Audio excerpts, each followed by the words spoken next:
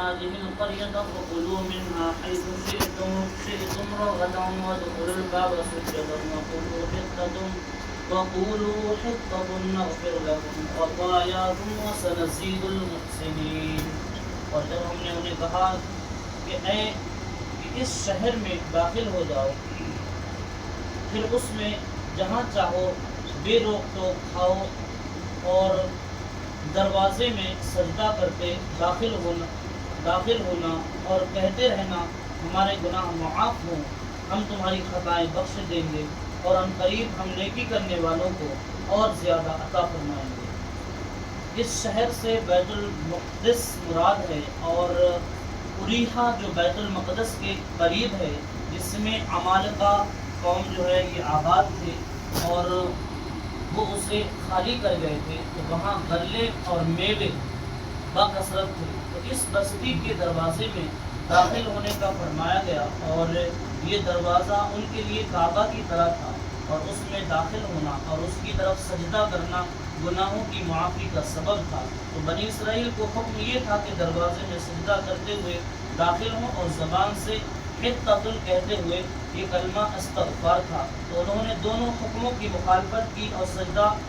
کرتے ہوئے داخل ہونے کی بجائے سرینوں کے بل گھسیٹتے ہوئے داخل ہوئے اور توبہ استغفار کلمہ پڑھنے کی بجائے مذاق کے طور پہ حبتن فی شعری کہنے لگے، جس کا معنی بال میں دانا یہ تھا۔ تو اس مذاق اور نافرمانی کی سزا میں ان پر تعاون جو بیماری اس کو مسلط کیا گیا، جس سے ہزاروں اسرائیلی ہلاک ہو گئے۔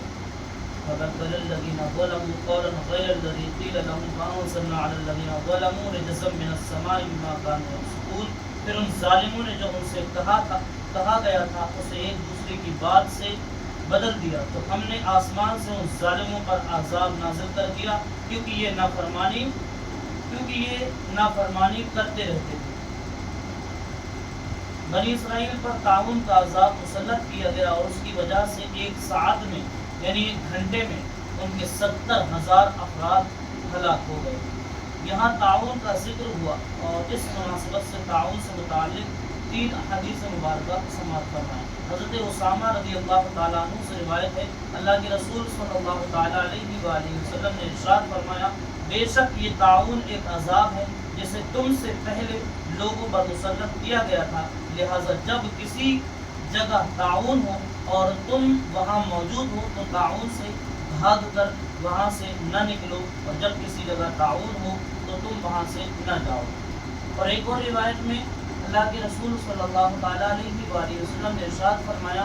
تعاون پچھلی امتوں کے عذاب کا بقیہ ہے، جب تمہارے شہر میں تعاون واقع ہو تو وہاں سے نہ بھاگو اور دوسرے شہر میں واقع ہو تو وہاں نہ جاؤ۔